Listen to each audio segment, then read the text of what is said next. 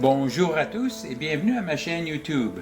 Merci d'être ici et bon visionnage. Today on my workbench I have Scott's QuadraFire brand Pellet Stove Controller. This is model number TASSB-93V.12A.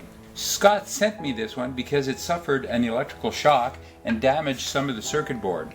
So after receiving it, I did some troubleshooting work on it. I identified a couple of problems, I repaired those, and I'm now ready to do final tests before I return it to Scott. As you can see, Scott's pellet stove controller is connected to my test system. My test system is made up of a few items. It includes a harness to connect the pellet stove controller to my tester, an actual thermostat like the kind you have on your wall, a temperature simulator because I don't have a fire pit here to rise or lower the temperature, and I have 4 light bulbs at the back that simulate different functions of your stove. The first one simulates the igniter, the next one simulates the combustion or the firebox fan. Over here I have the auger motor simulator, and at the far end with the red label on it I have the convection or room fan. So firstly I have the unit connected to my tester, so let's go ahead and provide power to it, and when I do, one light will come on. We have the combustion fan that's come on. That fan will stay on for approximately 15 minutes, depends on the timer in the controller and things like that, but approximately 10 to 15 minutes it'll stay on by itself if nothing changes here, and then eventually it will go off. I'm currently simulating a temperature of 63 degrees Fahrenheit, and I'm not calling for heat with the thermostat. So if I do call for heat, a couple things will happen. First of all, let me do that. A couple of lights came on. The igniter came on, and so did the auger motors. So we see that the auger is driving pellets into the fire pit, and we see that the igniter is starting to heat up, and it'll eventually ignite those pellets. I did check all the timers. There's 5 timers in the control box, and they're all working correctly, so that's good. And if I were to leave this system in this state long enough, the igniter would eventually go off because the temperature is not rising, so it's figuring something's wrong. So before increasing the temperature on my simulator, I'll note that I wrote on the box here that the green LED at the back here will come on at 320 degrees Fahrenheit, and the red LED will come on at 1450 degrees Fahrenheit.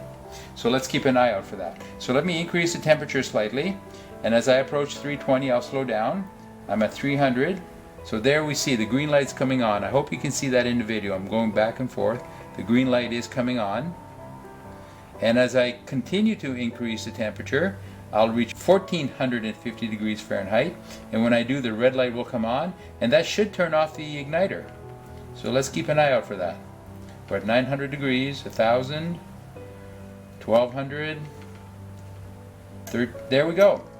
We see the red light has come on, and the igniter in the back has gone off. So that means that when the red light is on, we're in self-sustaining mode, fully automatic. The auger will continue to drive pellets into the fire pit, and the blower will continue to sustain the fire by adding air to the fire pit. Now, I did mention earlier that this light would come on, and that is incorrect. I made a mistake there. For this controller and this stove model, the convection room fan comes on through a switch that is temperature sensitive inside of your pellet stove itself. So that will not come on due to the way my tester is made. So here we have it. If I were to lower the temperature a little bit, we see that the igniter comes back on, so it figures it's time to add more heat to get the fire roaring again, or off, on or off. Now, if we were to leave it in the state at 1450 degrees or higher for the fire pit, the room is warming up, and the thermostat would stop calling for heat at some point, so that would stop the auger from providing more pellets into the fire pit. Notice how that's off? So the room would cool a little bit, and the thermostat would kick in, the auger would start driving more pellets into the fire pit, they would catch fire, the fire would roar, the room would heat up, the thermostat would stop calling for heat, and it would slowly cool down. And then the thermostat would call for heat again, the auger motor starts driving more pellets into the fire pit, the fire would roar again, the room warms up, the thermostat stops calling for heat. So that would keep on going forever and ever until you run out of pellets in the hopper, or somebody comes into the room and shuts off the thermostat or the whole stove completely.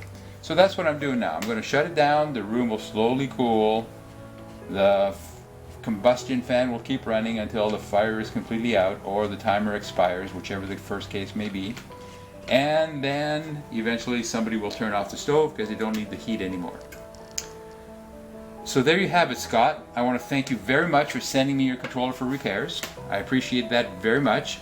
And for all you other viewers who are watching this video, if you have a controller of your own, whether it's a QuadraFire, a Breckwell, USSC, or other brands, feel free to contact me. I'd be more than happy to speak to you about that and see if I can help you in one way or another. In the meantime, I hope you'll take a few seconds to give this video a thumbs up and to subscribe to my channel. I would appreciate that very much. Thanks everyone. Bye bye.